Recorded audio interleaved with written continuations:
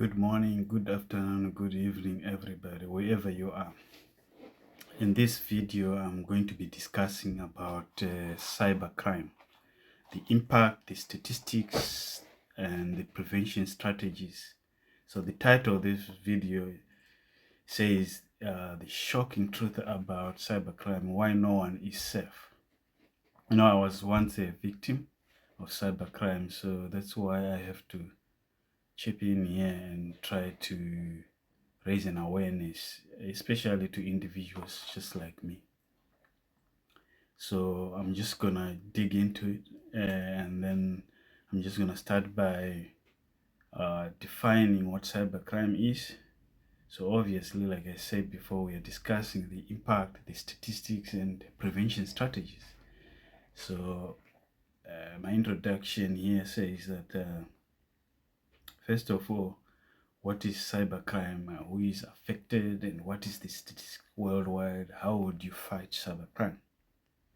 Firstly, cybercrime, I know it's crime involving computers and networks, but maybe there may be more to it, like hacking, phishing, identity theft, ransomware. Those are common terms. So cybercrime is any illegal activity that uses a computer either as a tool or a target. Yeah. So, but I should check if there is an official definition, maybe the UN or some legal definition, right? So next, who is affected? Well, individuals for sure. People get their credit card info stolen, social media hacked. Then businesses, especially big ones, but small businesses too. Governments are targets as well, like for espionage and disrupting services.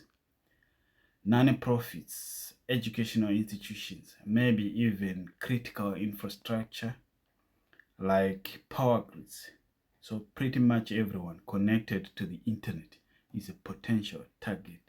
And we know for sure that you and I, we're always on the internet, on social media, and we are targets, and it hurts us the most. Individuals, huge companies, they've got insurances, and they can cover all that with insurances, and they've got big money.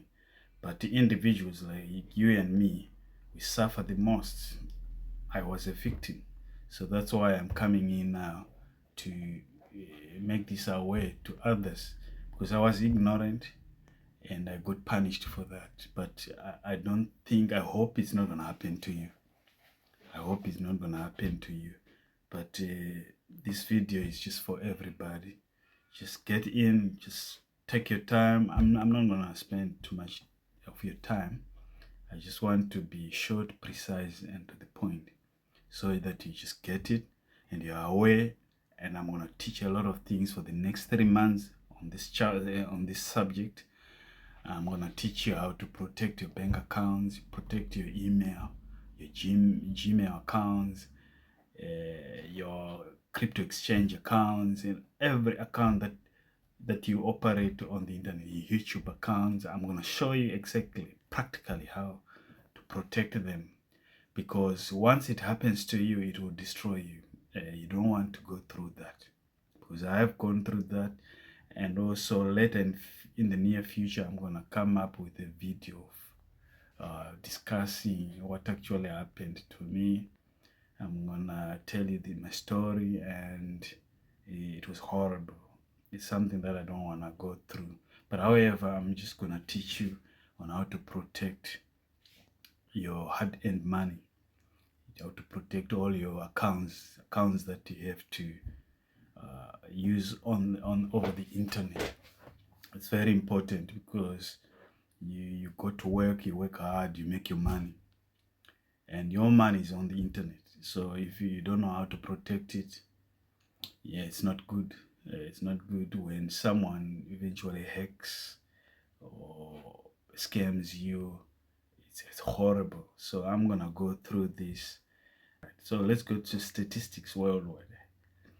This might be tricky because cybercrime is underreported. It's underreported. our governments are not doing us justice, reporting what is going on there on the internet, the cyber crimes that are taking place.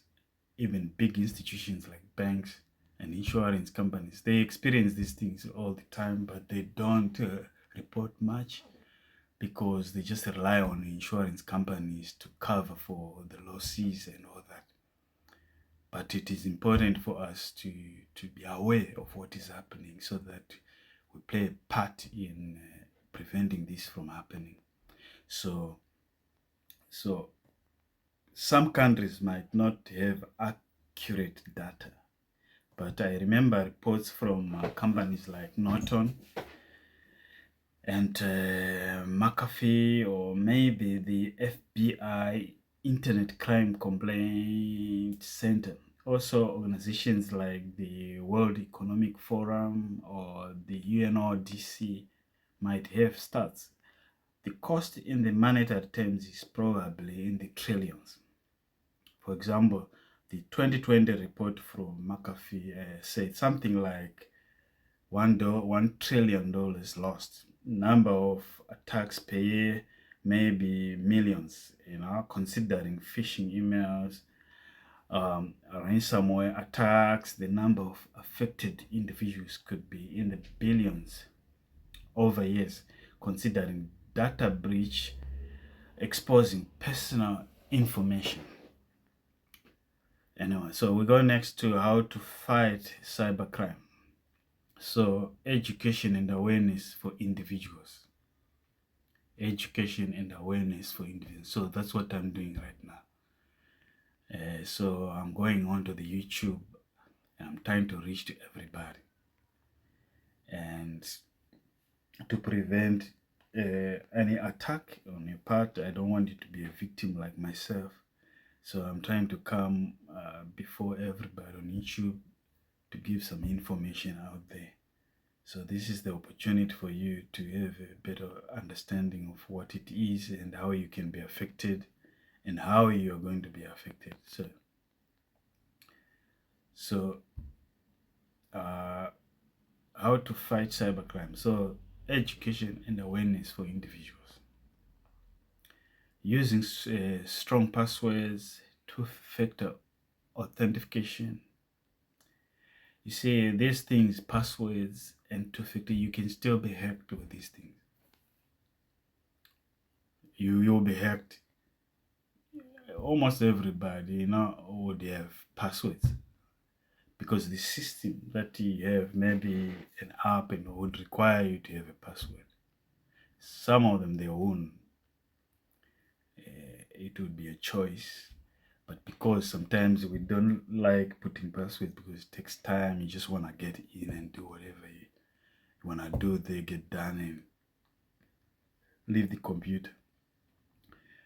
But even with strong passwords, so I'm going to teach you how to protect the things that protect you.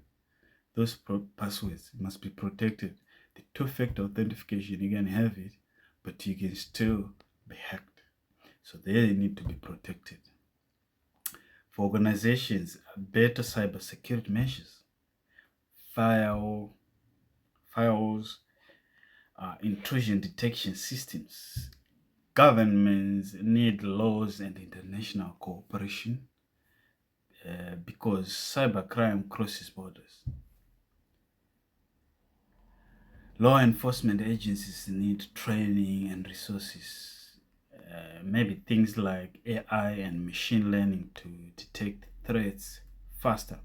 Also, public-private partnerships, maybe blockchain for secure transactions.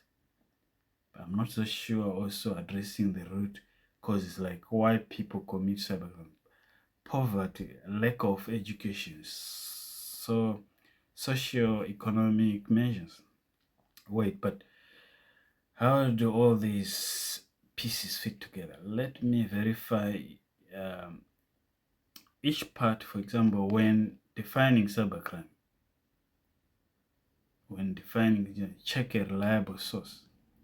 The UN defines it as an illegal behavior or illegal behaviors committed by means of or in the relation to a computer system or network.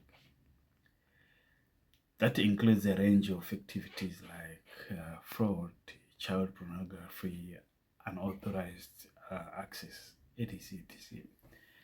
Affected parties, individuals, businesses, governments, even critical infrastructure like hospitals can be hit by ransomware, affecting public health. The FBI's IC3 2022 report mentions over 800,000 complaints, with losses exceeding $10 billion. But global estimates are higher.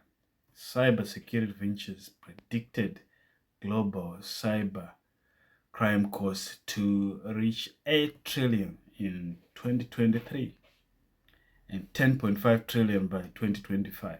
That's huge. That's huge.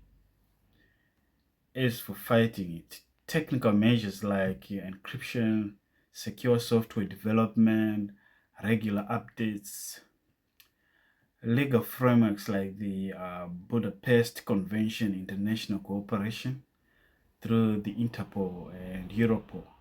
Also, incident response teams and cybersecurity insurance. Maybe some mention of ethical hacking or penetration testing to find vulnerabilities. So cybersecurity insurance, well, it's institutions, we know that.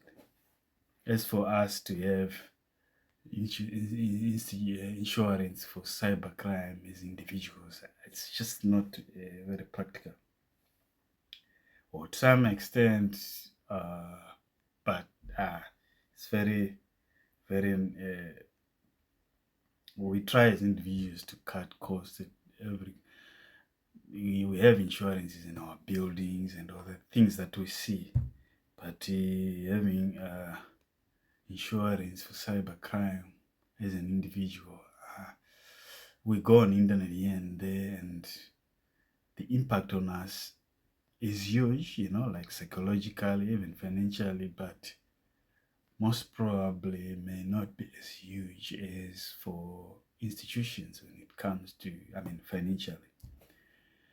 But psychologically, we are affected the most, and you don't want to go through that. So I need to make sure that the stats are up to date. For example, the 2023 data might be different. Also consider regions. Some countries are more targeted, like the US, but also emerging markets with less cybersecurity infrastructure. Wait, how about the human element? Social engineering is a big part of cybercrime. So training people to recognize phishing attempts is crucial. Also, the dark web, where stolen data is sold, law enforcement monitoring dark web markets. Another angle is cryptocurrency enabling ransomware payments because it's harder to trace. So regulating crypto exchanges might help. I should consider each part clearly with definitions, examples for who is affected, recent stats from credible sources, and multifaceted approaches to fighting cybercrime involving prevention, detection, legal action, and international collaboration.